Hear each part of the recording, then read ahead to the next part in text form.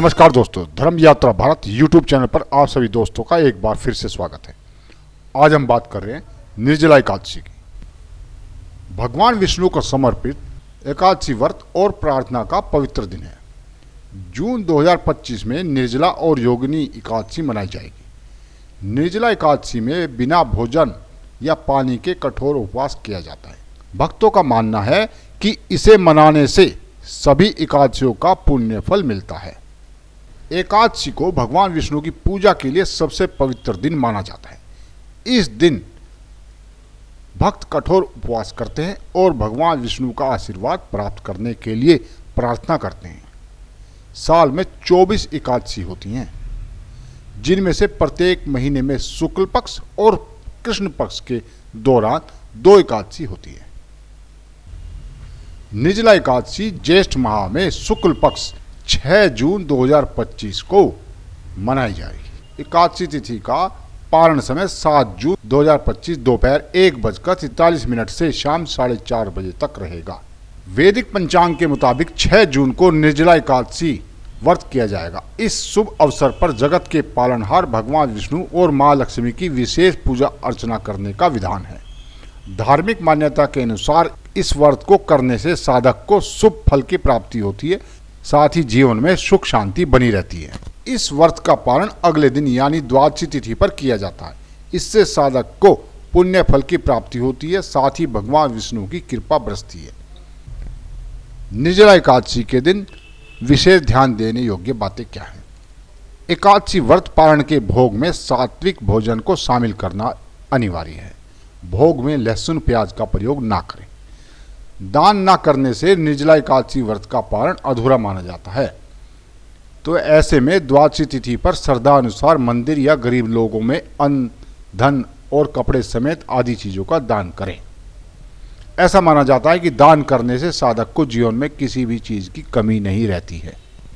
जब सर्वज्ञ वेद व्यास ने पांडवों को चारों पुरुषार्थ धर्म, अर्थ, काम और मोक्ष देने वाले एकादशी व्रत का संकल्प करवाया तो महाबली भीम ने निवेदन किया, पितामह, आपने तो प्रति पक्ष 1 दिन के उपवास की बात कही है।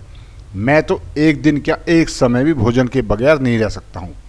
मेरे पेट में वक्र नाम की जो अग्नि है उसे शांत रखने के लिए मुझे कई लोगों के बराबर और कई बार भोजन करना पड़ता है।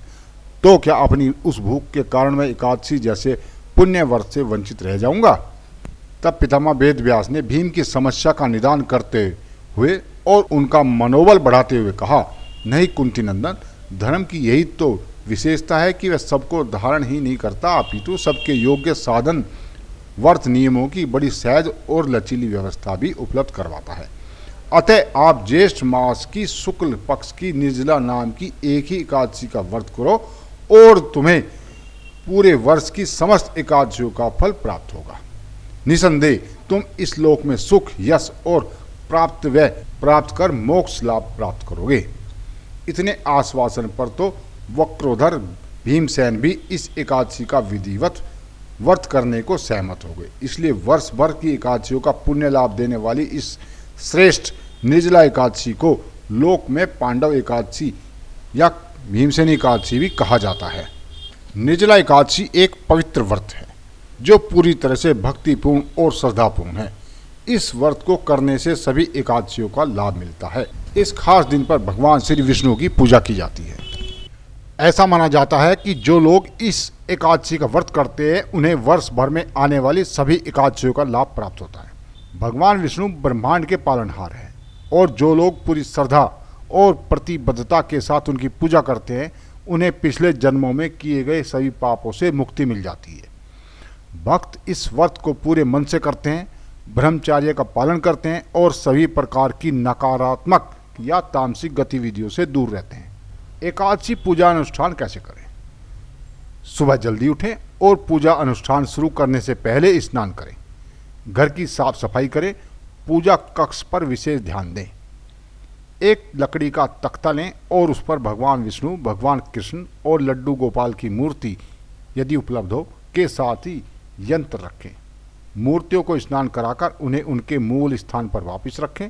मूर्तियों के सामने देसी घी का दीपक जलाएं। व्रत को पवित्रता और भक्ति के साथ करने का संकल्प लें। मूर्तियों को तुलसी पत्र, फल और पंचामृत चढ़ाएं। कृष्ण महामंत्र का 108 बार जाप करें। सायंकाल के समय पुनः भगवान की पूजा करनी चाहिए। विशिष्ट एकादशी की कथा कहनी चाहिए तथा भगवान विष्णु और भगवान कृष्ण की आरती गानी चाहिए। एकादशी के दिन तुलसी पत्र न तोड़ें। व्यक्ति फल और डेयरी उत्पादों का सेवन कर सकते हैं, लेकिन निर्जला एकादशी के दौरान उन्हें कुछ भी खाने से परहेज करने की सलाह दी जाती है। यदि आप स्वास्थ्य संबंधी समस्याओं के कारण निर्जला व्रत करने में असमर्थ हैं तो आप इसके बजाय नियमित उपवास का विकल्प चुन सकते हैं। व्रत का समापन अगले दिन द्वादशी तिथि को पारण के समय होगा। तो बोलिए श्री विष्णु भगवान की जय।